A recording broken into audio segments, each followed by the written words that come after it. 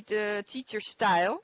So I think, yes, sometimes that's very confronting, because it's direct feedback. If your session is boring, they don't come or they fall asleep. So that's not always easy.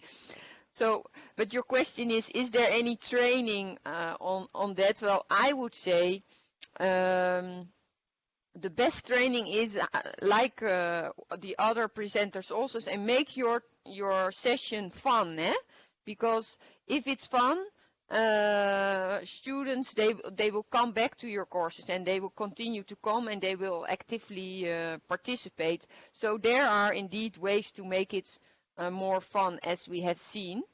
And I recall recently I had a participant in our course from Indonesia, and she started using some more exercises, but also, for example, Kahoot or Mentimeter in order to ask opinions of their students. And she said actually the participation doubled. So from 50 students, she went to 100 students, and even her colleagues came to sit in her class to see, okay, what did she change? Why are her classes much more fun now? So I would say that's the best way to go about students that act like psychologists. Make it fun to them, make it learning by doing, make them think, develop opinions, and then the feedback will be positive because your class will be full of active participating students. So yeah, I think that's my reply to the questions that I've seen. Thank you for thank that. you very much. Thank you, Mariette. And I think there is one more question. It could have been addressed to Dilep.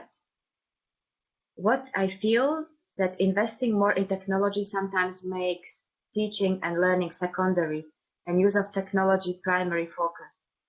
I think that this is a concern that we all have, but maybe Dilep, from your experience, how would you can you come again, Martina? There is a participant, Dr. Patel, who is asking, or his students, sorry, his professors that are in the meeting room, what I feel that investing more in technology sometimes makes teaching and learning secondary and the use of technology a primary focus. I think that's a general concern I have already come across. Yeah, but sometimes it's the perceptions, Professor. Like technology always need to use as a aid or a supporting tool to enhance the learning experience or to enhance the teaching experience. But it should not be the primary. Even the technology introduced, there are several studies, still despite of even these powerful technology platforms and even these powerful the new advances in computational technology, but still the study shows the face-to-face learning cannot be replaced with any other kind of technology enabled. But having said that, so your Vice Chancellor brought this augmented reality that brings the learning experience and teaching experience to the next level. But it depends like for which kind of courses we are introducing or for where we are using this technology. We should not use the technology per se using the technology, but we should bring it in a specific context and apply that one to make learning and teaching more joyful and useful. So in that way, like it's worth investing in the technology, Professor. Thank you for asking that question. Hope that brings some light on why we need to invest in the technology. Thank you, Martina. Thank you very much, Dilep. Okay, so I think that there are no more questions, and I think we have run out of time. But I would just like to say that we have also received interesting contributions in the form of video from Dr. Frank Robinson, who is the Professor of Agricultural Life and Environmental Sciences at University of Alberta in Canada. And Professor Robinson has been very creative in providing interactive learning experiences for students of animal science and opportunities to meet and discuss real farming issues with farmers in Canada. Now, we've experienced some problems with the videos, and also we are running out of time. So what we would like to see, or what I'm going to ask my colleagues how to do, just to try to show the first video, but don't enlarge it, just show it small, because I think that when we show it small, then there is no problem of the sound lagging. So can this be done? Can we show the first video? It is called The Game of Farm Life. And basically it shows how 200 students of animal science from the University of Alberta were matched with local commodity producers in order to gain knowledge of farm startup requirements and also practical application of animal breeding. So we are now moving from crops to animal science. So we are just going to show this short video and then close this webinar, okay?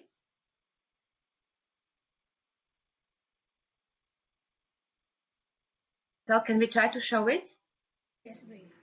We still have about 23 people logged in. I see that some people are leaving, but that's okay because we had about 250 participants from different meeting rooms. So let's just try to play.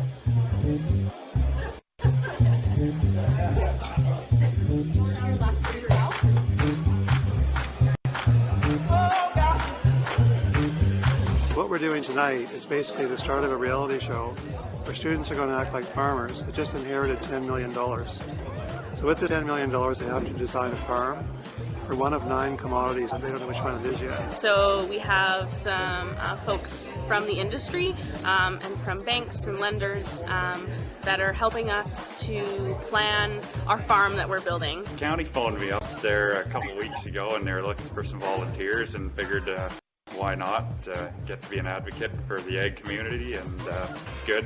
Get to meet new people and maybe tell a story they haven't heard before.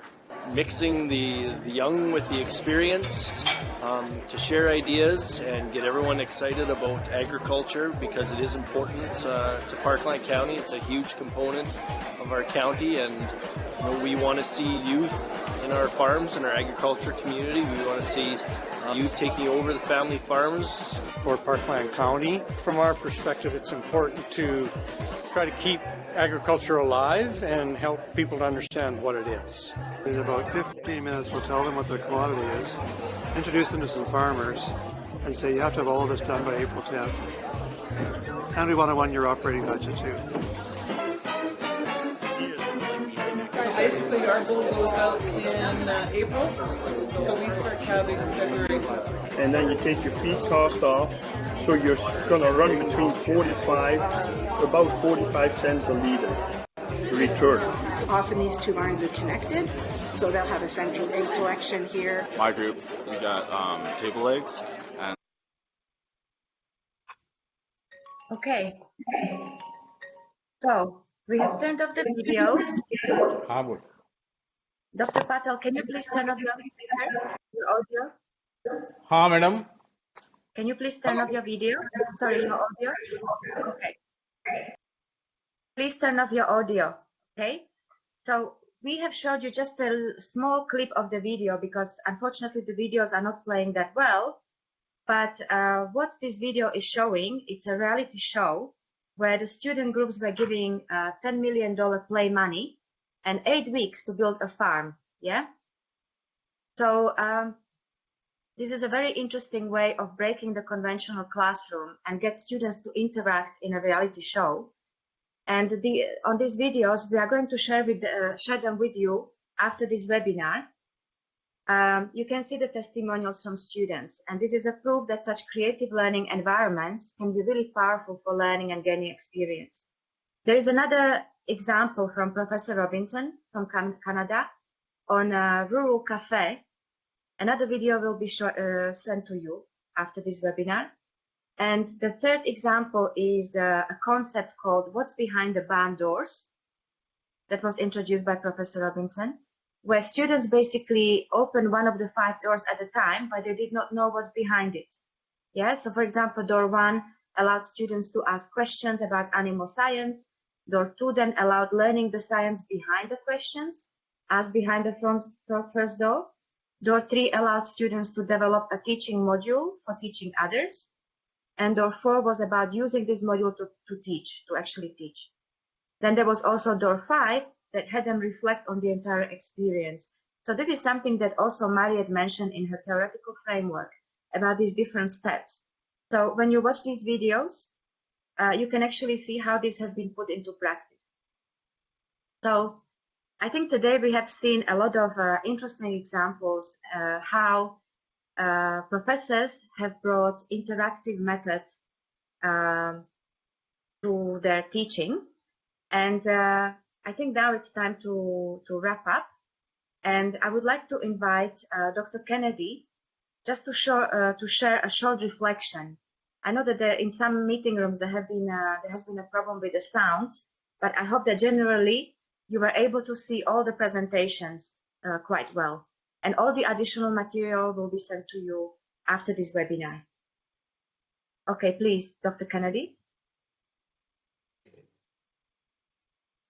It's not a formal work, but I'd like to wrap up. The main idea of organizing this is how to develop communication more effective with the students, because that is the one that we lack, that we make the classroom boring or something like that. So the main idea is to make our communication very effective with the students, and also integrating our own experiences and interesting things during the lessons, so that the lessons will be very interacting, very interesting. And also, we interact with the students and in terms of discussions and other things, so that the whole learning pattern will be student-centered than it is just a teacher-centered. Traditionally, it used to be a teacher-centered one, but we like to have more of student-centered, so that the learning will also be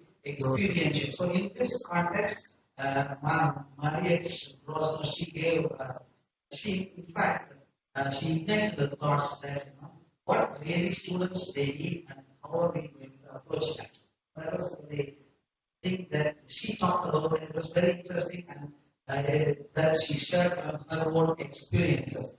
And the next speaker, Dilip Mutaku, he talked about how to cater the needs of Gen X. Gen X, in fact, most of us we are in the transition phase, Generation X to Generation Y. But right now, the major people who are in front of us are Gen X, that is the millennials, as well as the Generation Z people who are, when you talk to them, they text us, kind of that virtual real people. In this context, he also introduced MOOC, massive open online courses. MOOC. That's very interesting to follow the MOOC courses, but as also he said that never ever we can complement face-to-face teaching. All those things are that this can be only the tools, but never ever can be complemented with face-to-face teaching. And there was an interesting lecture from Tonette Law for creative pedagogy, capturing the millennials. She talked so much about the millennials. One of the main characters with the millennials is that they have a very short attention, very short attention. So in the very short attention, how to catch them and how effectively the lessons are given to them. So all these nice lectures were given.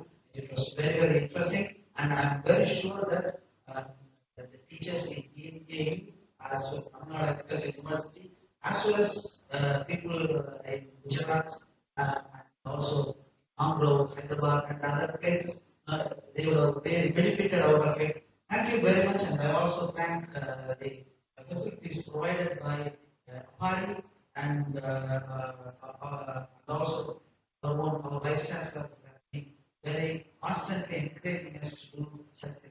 Thank you very much, and I am very sure that we will meet again, and then we will further do some things and to improve teaching others. Thank you very much. Thank you, Dr. Kennedy, very much. Thank you for a nice summary. Just to add, Dr. Kennedy is the Dean of School of Postgraduate Studies in Tamil Nadu. Thank you very much. So with this message, I would just like to... Before I close, let me clear See, would you please share the PowerPoints also so that we can distribute the PowerPoints over here? Yeah, we will be sending. Yeah, we will be sending all the PowerPoints together with all the links to the videos. And please do watch those videos because they are really interesting and they really add value to the topic of today's webinar. So I really would like to invite all of you to watch these videos. They are really inspiring and they provide many techniques that you can actually integrate in your teaching style. Okay, so thank you very much, Dr. Kennedy. And with this, I would finally like to thank also today's speakers. So Dr. Ketapa, Dr. Kumar, Mariette, Dilep, Tonet, and also Dr. Richardson for his contribution through the videos that he provided. And also, of course, my colleagues in Bangkok, Sel, Shah, and Guyen, who provided excellent technical support. And please, I would like to also encourage you to share your feedback to us. How we can make these webinars more suited to your needs. In the survey that we did 2 months ago, there were also actually other topics that you indicated as the key priority need for you as professors and university professionals. So today we explored one, but there were also how to integrate real life learning into university curricula, or how to integrate massive open online courses into the curricula, which was actually partly explored in this webinar. And then also how to grow successful agriculture entrepreneurs. So I'm very happy to actually inform you that we are planning the next webinar on entrepreneurial education. So APAARI has been trying to make efforts to bring speakers who would be talking to you on this subject. And hopefully by then, our videos can also improve. We will be talking to the Blue Jean support staff, and hopefully this can work next time. Okay, so we are constantly thinking about new topics, of course, that are suited to your needs, and we will be in touch with you. So thank you, all of you, once again, and see you again next time. Okay, thank you for participating. Thank you for speaking. Bye bye. Bye. Bye. Bye, everyone. Bye.